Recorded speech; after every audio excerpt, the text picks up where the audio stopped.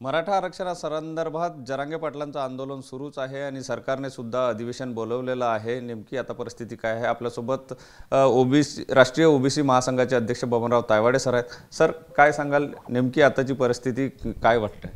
नाही, सध्याची जी परिस्थिती आहे की राज्य मागासवर्गीय आयोगाने आपला अहवाल राज्य सरकारला सुपूर्द केलेला आहे। राज्य सरकारने तो स्वीकारलेला आहे आणि आता उद्याला किंवा आज तो कॅबिनेट मिनिस्टर याच्यामुळे कॅबिनेट पुढे येईल आणि त्याच्यानंतर जे काही शिफारस असेल त्याच्यातलं काय स्वीकारायचं हे कॅबिनेटमध्ये ठरल्यानंतर मग तो 20 आणि 21 तारखेला जे विशेष अधिवेशन घातलेलं आहे त्याच्यावरती चर्चा होईल आणि जे काय ठरेल तेवढ्या वेगळ्या आरक्षणाचा अध्यादेश सरकार काढण्याच्या मानसिकतेमध्ये आहे असं आजपर्यंतच्या वातावरणावरून आमच्या लक्षामध्ये येत आहे। तरीसुद्धा आम्ही त्या अहवालाची वाट बघतो आणि सरकारच्या प्रत्येक हालचालीकडे आम्ही लक्ष ठेवून आहो की कदाचित एखाद्या वेळेस आमच्या ओबीसीच्या आरक्षणाला हे धक्का तर लावणार नाही ना, परंतु अजूनपर्यंत तशा प्रकारचे संकेत दिसून नाही राहिलेले आहे। त्याच्यामुळे आम्ही निर्णयाची वाट बघतो आहे। सर, 13% आरक्षण मराठ्यांना देणार अशी सुद्धा चर्चा आता होताना दिसते आहे।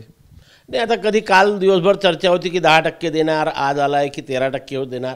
तो उद्याच्या की आज किंवा उद्या जेव्हा कॅबिनेट होईल त्या कॅबिनेटमध्ये तो निर्णय होईल आणि स्वतंत्र 12 आणि 13% आरक्षण मागच्या वेळेस उच्च न्यायालयाने त्यांना देण्याकरता शिक्कामोर्तब केलं होतं, तेव्हा कोणी त्याला विरोध केलेला नाही, परंतु सर्वोच्च न्यायालयाने ते नाकारलेलं आहे।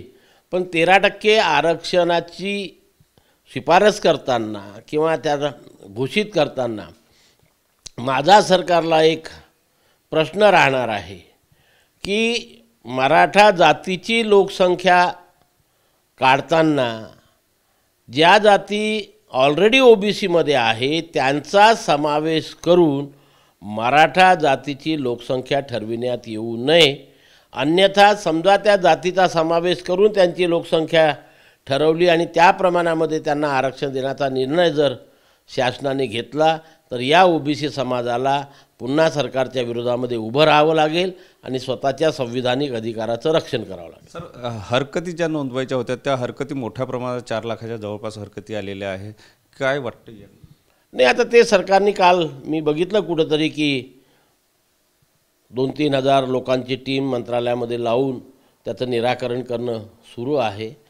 कधी असं असतं की सरकारला जी एखादी गोष्ट करायची आहे आणि त्यांनी ठरवलं की हे करायचंच आहे तर बाकीच्या ह्या गोष्टी त्या फॉर्मॅलिटीज असतात की दाखवायचं की बा आक्षेप आले, आम्ही हे केलं पण त्याच्यावरती विशेष काही नव्हतं, त्याच्यामुळे आम्ही जो काही ड्राफ्ट यापूर्वी पब्लिश केला होता तो ड्राफ्ट जसाच्या तसा स्वीकृत करण्यात येतो। असे अनेक प्रयोग आम्ही बघितलेले आहे आणि म्हणून आम्ही त्याच्यावरसुद्धा लक्ष ठेवून आहो की जे काय आक्षेप आम्ही नोंदवले, आमच्या संघटनांनी नोंदवले, आमच्या सहकाऱ्यांनी नोंदवले, सदस्यांनी नोंदवले, ओबीसी समाजा व्यक्तीने त्याच्यावर सरकार काय निर्णय घेते आणि कशा प्रकारे त्या ड्राफ्ट याच्यामध्ये प्रस्तावित मसुद्यामध्ये बदल करते।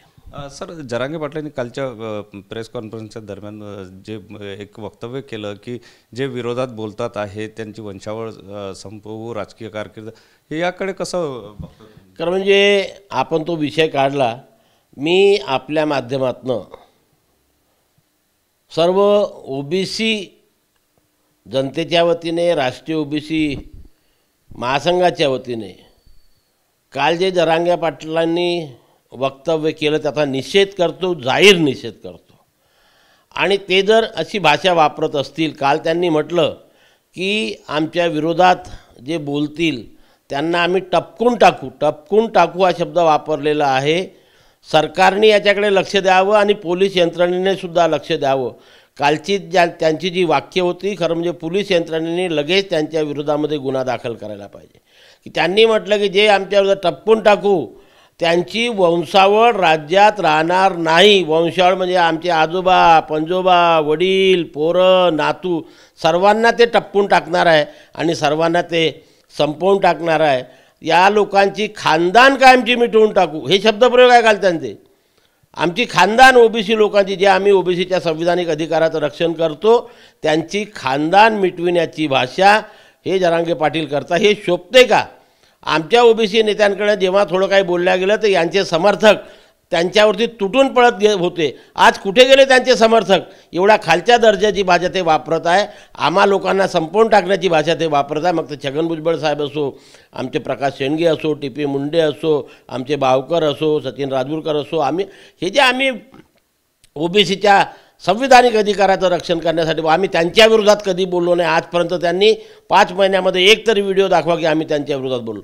पण ते आज आम्हा लोकांना टपकून टाकण्याची भाषा बोलतात, आमचं वंशावळ संपवण्याची भाषा बोलतात, आमची खानदान कायमची मिटवून टाकण्याची भाषा बोलतात. हे त्यांना शोभते का? हे त्यांच्या समर्थकांनी मला जाहीरपणे उत्तर द्यावं. आमची राजकीय कारकीर्द बदनाम करून टाकू म्हणते. काय बदनाम करणार आहे? काय यांच्या हातामध्ये आमची राजकीर्द बदनाम करा? काय यांच्या खाल्ले पिल्ले दबेल आहोत? अशा प्रकारची भाषा जरांगे पाटलांनी वापरू नये, अन्यथा मग आम्हालासुद्धा तशा प्रकारची भाषा वापरता येते, याकडे त्यांनी लक्ष ठेवावं. नक्कीच अशा प्रकारची भाषा जरांगे पाटील यांनी वापरू नये असा सल्ला बबनराव तायवाडे यांनी दिला आहे. कॅमेरामन साईसह सुनील लगे, TV9 मराठी, नागपूर.